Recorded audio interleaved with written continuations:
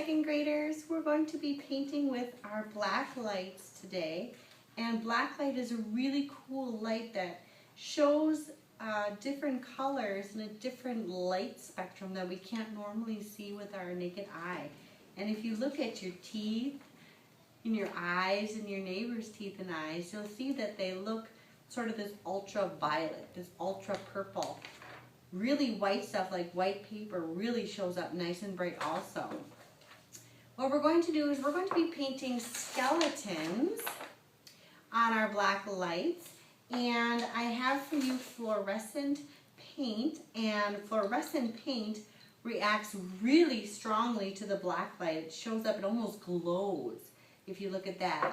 There'll be different colors on a tray. Please leave the jars on the tray. Just paint with whatever colors next to you on your tables. And there'll also be different skeleton pictures out for you to choose from. So you can pick out whichever skeleton you want to draw on your big paper. Your first sheet is going to be the skeleton. And what I want you to keep in mind is you have this whole skeleton you want to draw on there. So you need to think about the size of your skeleton that you're painting. And what I mean by that is you want to make sure your skeleton fits on your paper. So I'm going to start with the skull, the head, and I'm looking at my paper, my picture of my skeleton. And I'm going to draw my skull big enough so that it will match the size of my skeleton, but small enough so that it'll fit on my paper with the rest of the body. And I'm going to draw a circle around the eyes so I don't paint in my eyes. Those need to be black. And also my mouth. And I'll hold it up so you can see when I'm done. Maybe I'll draw on some teeth lines too. That would be pretty funny. Okay, so here's my skeleton head. Now I need to work on drawing the rest of my body, and I'm going to start with the neck, which is just part of the spine. So I can draw just a couple little notches for my spine. And I can work on my rib cage now, which kind of looks like a bunch of springs. You can even feel your ribs if you press on the side of your body. So I'm going to draw a couple ribs.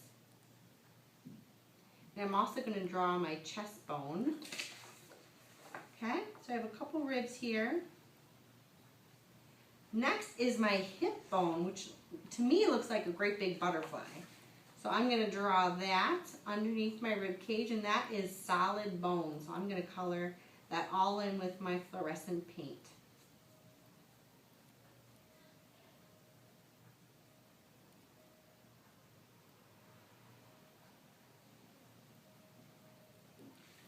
See how it kind of looks like a butterfly? It does to me anyway. I also need a couple parts of my spine that would be in the back.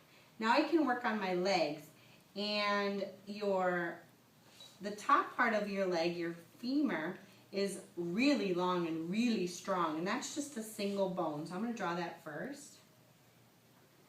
Then if you feel your kneecap, you have a tiny little bone for your kneecap, and then your shin. Now your shins and your arms or your legs and your arms are the same, where you have one bone on top. Okay, that would be your thigh bone too, one bone on top. And then on this part of your arm, if you grab it and move your wrist back and forth, you can feel there's two bones in there that rotate on top of each other. It's the same story for your shin. Your shin has two bones that rotate on top of each other. So for my shin, I'm going to draw two bones. Okay?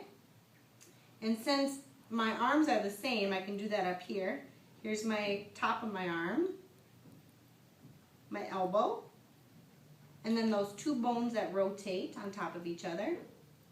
Now I need to draw my feet and my hands, and if you feel your hands, there's lots of little bones in the top part of your hand. Same for your feet. So I'm going to draw a couple little bones here for the top part of my feet and the top part of my hands. Now I can draw my fingers, which are long, skinny bones. 4 fingers and my thumb. Okay, here's my 4 fingers and my thumb. Same on my foot. Now my skeleton's sitting with crossed legs. But you could have your skeleton standing up, doing a funny little dance, whatever you'd like. Okay? The second sheet of black paper is for you to do a free choice painting. When you're done with your first skeleton, you need to put it on the wooden dry rack and grab your other sheet and you're ready to go.